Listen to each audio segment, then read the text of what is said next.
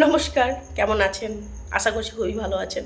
কয়েকদিন ধরে শরীরটা একটু খারাপ যাচ্ছে, তাই মনে হলো আপনাদের সাথে একটা ভিডিও শেয়ার করি। জানেন মেয়েদের সবথেকে ফেমাস ইন্টারন্যাশনাল ড্রেস কোনটা? এই যে nightie. Oh my God! Wow! পুজোর জামা কাপড় কিনুন, সব কিছু কিনুন, কিন্তু একটা ভালো নাইটি না হলে চলে না। পুজো ঘোরাফেরা হলো, বিন্দাস ঘুরছি ফিরছি, খাচ্ছি দাচ্ছি, কিন্তু সর্বশেষে এই নাইটিটাকেই কিন্তু মনে পড়ে। শীতকালে আবার শীতের আলাদা ভ্যারাইটিস নাইটি। শীতকাল এসে গেল, শীতকালের জন্য উলি কটন নাইটি। আচ্ছা, শীত ঢুকতে ঢুকতে ফুল হাতা কটনের নাইটি রেডি মার্কেটে, পরতেও আরাম, একদম বেশ কমফোর্টেবল যে কোনো টাইমে। বাড়িতে ম্যাক্সিমাম সময় 90% মেয়েরা কিন্তু নাইটি পরেই কাটিয়ে দেয়। সকালে ঘুম থেকে উঠলো, জামা কাপড় ছেড়ে নাইটি পরে নিল, কাজ করার সময় নাইটিটা হয়ে যায় লুঙ্গি টাইপসের, একদম কোমরে বেঁধে কাজ করা হয়ে গেল।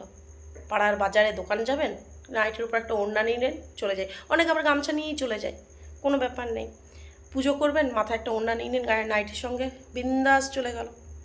আবার শীতকালে যখন আসবে, শীতকালে তখন উলি কটন নাইটি, বেশ একদম গরম নাইটি, দেখতে সুন্দর, একদম এখান থেকে এরকম করে ফুল করা, দারুণ ব্যাপার। আবার গরমকালে স্লিভলেস নাইটি, বেশ হাত কাটা নাইটি, ফুরফুরে ঠান্ডা ঠান্ডা, বেশ ভালো লাগবে। আবার এখন এখানে এইরকম জায়গায় ফিতে বাঁধা উঠেছে, অনেকে এরকম করে ফিতে বাঁধে, বাচ্চা ছেলের মতন ফিতে বাঁধা উঠেছে, ওগুলো বেশ দেখতে ভালো।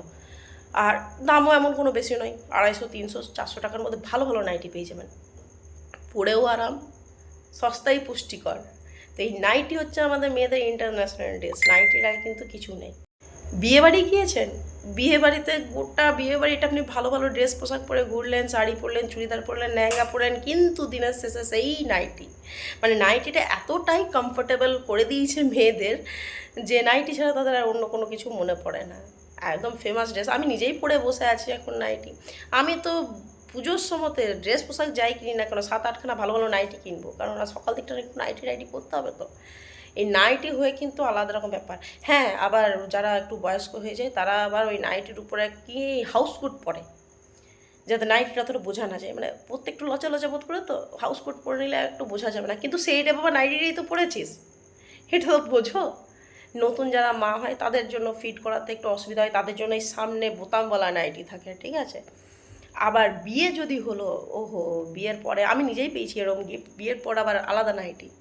হ্যাঁ, বেশ সিল্ক টাইপের নাইটি হয়, এক কালারের, চিকচিক করে, ও উপর থেকে আবার একটা জ্যাকেট টাইপের হয়। বিয়েতে এরকম গিফট দেয় কি বরকে ইমপ্রেস করতে এরকম নাইটি পরতে হয়। হানিমুনে গেলে আবার আলাদা নাইটি আছে। আচ্ছা, আবার নাইটির সঙ্গে আবার হচ্ছে নাইট স্যুট, মানে উপরে একটা আর নিচে প্যান্ট, ওটা আবার বড় লোকদের। আমাদের মতন গরিব মানুষদের এই নাইটি ঠিক আছে, বড় লোকদের হয়ে সব ওই, আমিও পড়ি না, পড়া নয় তা বলে আমি বড় লোক নয়, আমি মধ্যবিত্ত মানুষ। তা জামা প্যান্ট মানে পাজামা আর জামা যেটা বলে, আর প্যান্ট যেরকমভাবে নাইট স্যুট পরো আর নাইটি পরো, ব্যাপারটা সেই একই দাঁড়াচ্ছে, নাইটিতেই গিয়ে ঠেকছে। মানে এখানে বোঝা যাচ্ছে ম্যাক্সিমাম মেয়েদের চয়েস হচ্ছে কিন্তু নাইটি।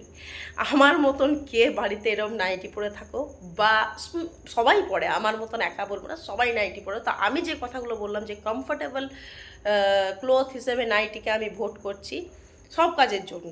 হ্যাঁ, বাইরে একটু গেলে নাইটিটা পরে যাওয়া যায় না বাজার হাট, সেই জন্য অন্য ড্রেস পোশাক পরতে হয়। লোকের বাড়ি গেলে নাইটি পরে গেলে লজ্জা, লোক হাসি হবে, ড্রেস পরতে হয়। তাই না, নাইটির আগে কিন্তু কোনো ড্রেস হয় না। কি মেয়েরা, তোমাদের কি মনে হয় অবশ্যই কিন্তু আমাকে কমেন্টে জানাবে, ঠিক আছে? টাটা।